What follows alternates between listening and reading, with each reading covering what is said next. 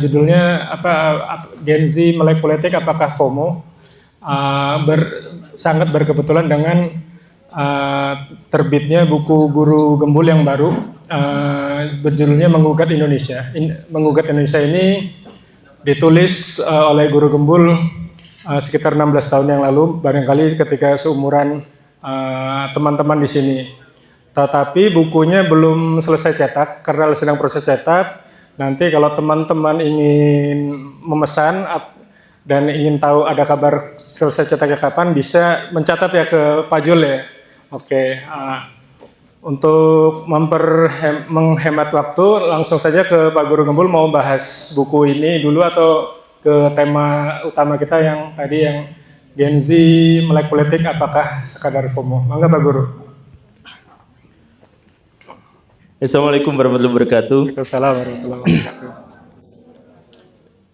Perasaan ini kali pertama saya duduk dan kemudian disimak oleh orang-orang yang barisan terdepannya adalah perempuan. Biasanya penonton saya tuh laki-laki dan bahkan di YouTube saya tuh penonton laki-laki itu selalu lebih dari 90%. Perempuan itu ada di kisaran 4-8% saja. Nah ini kenapa di sini perempuan semua gitu? Atau jangan-jangan mereka dulunya laki-laki?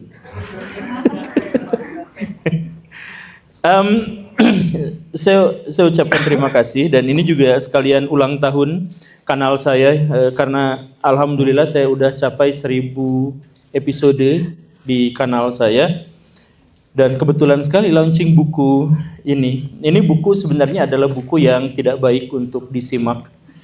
Jadi sebaiknya jangan dibaca untuk orang-orang yang baperan. Karena saya pun bahkan ketika buku ini ketahuan di launching sama bapak ini, dia nggak bilang ke saya. Tiba-tiba udah aja diterbitkan, udah dibikin yang seperti ini gitu. Ini bikin saya takut sebenarnya. Jadi teman-teman, kita tuh mulai dari hal yang sangat sederhana. Nanti kita akan bahas baik tema ini maupun buku ini sekalian. Jadi teman-teman semua, kenapa saya bikin video YouTube sampai 1000 episode? Karena dulu saya tuh berpikir untuk menjadi dikenal sama orang, gagasan dan pemikiran kita dikenal sama orang, kita tuh membutuhkan 1000 video. Dulu saya berpikirnya seperti itu. Karena dulu waktu saya kenal pertama kali Ustadz Khalid Basalamah, beliau tuh sudah bikin dan membagikan 1000 video baru saya kenal. Jadi saya tuh berpikirnya saya pun baru akan dikenal orang setelah saya tuh bikin 1000 video. Tetapi nasib tidak sesuai harapan. Ternyata baru saya bikin 400-an video, saya sudah dikenal banyak orang, termasuk diundang Pak Deddy Kubisa dan kemudian muter-muter keliling Indonesia. Yang menyebabkan apa? Ide dan pemikiran saya itu akhirnya jadi sangat-sangat kontroversial. Saya tuh berpikir bahwa video saya tuh harus 1000 dulu dan itu di masa depan atau mungkin masa sekarang, baru setelah itu orang-orang tuh akan menerima karena berproses sedikit demi sedikit. Tapi karena saya dikenal lebih awal, maka kontroversi itu terjadi gila-gilaan. Kenapa? Karena yang saya bawa dalam video-video saya, yang saya bawa dalam berbagai narasi dan pembicaraan saya, itu adalah ajakan, dorongan, saran untuk berpikir bebas. Maksudnya kita lepas dari otoritas-otoritas pihak besar untuk bisa menafsirkan, untuk bisa memahami apa yang terjadi. Jadi misalkan buku sejarah, bab per babnya saya kuliti, saya bilang itu semuanya hoax. Saya adalah orang pertama di Indonesia atau YouTuber pertama di Indonesia yang bilang penjajahan 350 tahun itu hoax. Itu saya dulu dibully habis-habisan.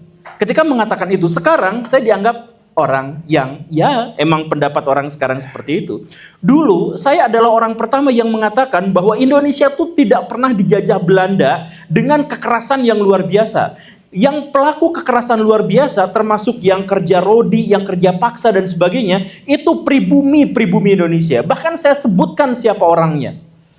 Itu saya orang pertama yang melakukan itu, yang menarasikan itu. Sekarang udah biasa. Jadi segala upaya ketika saya bikin YouTube itu, saya berupaya mengajak teman-teman untuk berpikir secara bebas.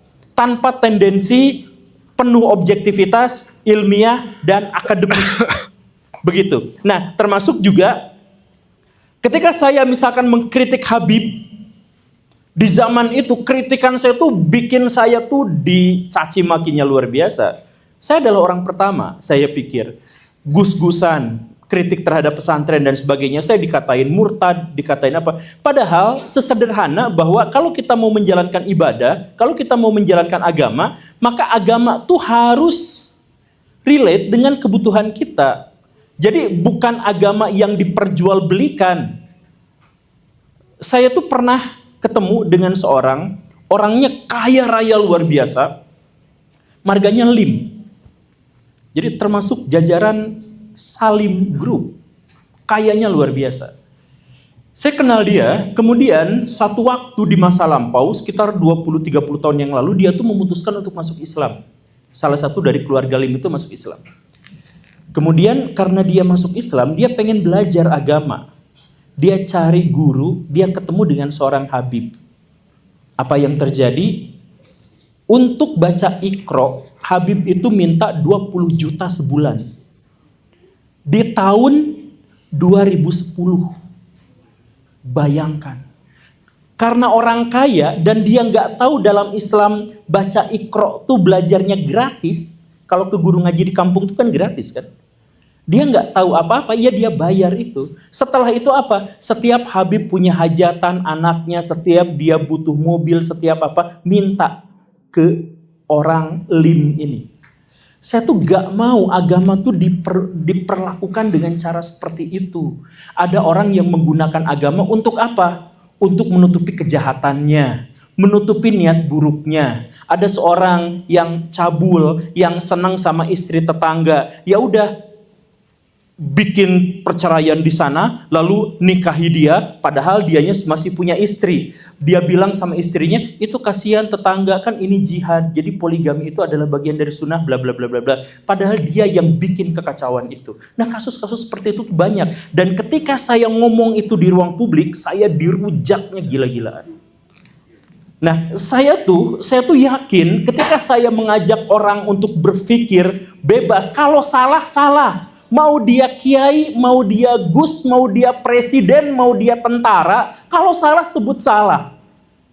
Kalau baik ya sebut baik. Mau dia orang ateis, mau dia orang Katolik, mau dia seekor kucing, kalau dia baik kita apresiasi kebaikannya. Sesimpel itu, tetapi berpikir sederhana itu sulit sekali di masa sekarang. Karena apa? Post-truth.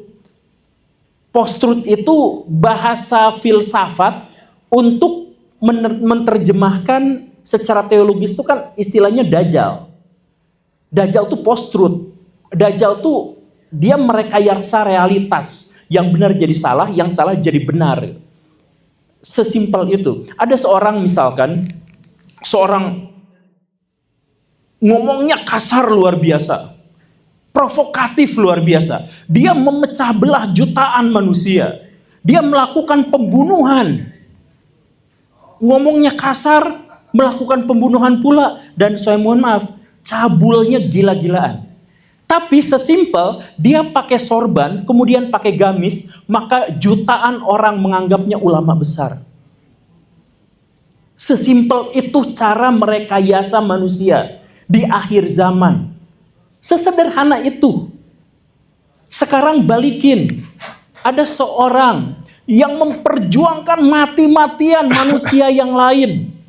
Dia membongkar kejahatan orang-orang besar.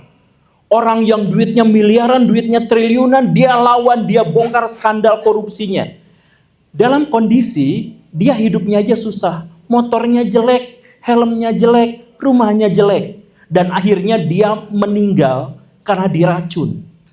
Perjuangan sebesar itu, gara-gara dia nggak pakai sorban, nggak ada yang menyebutnya ulama, nggak ada yang menyebutnya syahid, nggak ada yang menyebutnya pejuang. B aja. Karena apa? Nggak pakai sorban. Sesimpel itu. Kalau teman-teman tidak percaya, nah Akang ini tampil di sini biasa-biasa aja kan? Kalau tidak percaya, silahkan rekam. Di video, di YouTube, di apapun, silahkan rekam di Instagram. Akang sekarang pakai baju seperti ini, masuk ke masjid yang banyak pengajiannya. Pakai baju kayak gini. Itu dianggapnya biasa-biasa aja, cuman ditengok balik lagi. Sekarang akan ganti pakai sorban, pakai tongkat, bawa tasbih, pakai gamis, masuk. Orang berdatangan cium tangan. Sesimpel itu ngebohongin manusia tuh. Dan saya berusaha untuk bongkar, kalau bisa, berpikir kritislah, skeptislah, lihatlah realitas. Bahwa semua yang bermodelkan agama itu ditunggangi justru oleh para pemalsu agama, oleh para makelar agama. Itu baru hal yang konteks agama. Belum lagi konteks pemerintahan, ada mafia-mafia yang sangat besar, yang disenggol namanya sedikit aja, itu tiba-tiba malam-malam ada telepon, Pak, itu anak Bapak sekolahnya di situ ya, hati-hati ya, segitu. Itu ngeri sekali kalau misalkan kita itu. Nah, makanya saya tuh bilang dalam hati, saya tuh gak mau terkenal sebelum penonton saya tuh 1.000. Karena kontroversinya justru mungkin saja bisa menjatuhkan saya. Tapi ya gara-gara diundang sama Pak Deddy kok bisa tuh, jadi terkenal. Kadang-kadang nyebelin itu orang. Tapi ya saya bersyukur kepada beliau karena sejak saat itu uang saya banyak.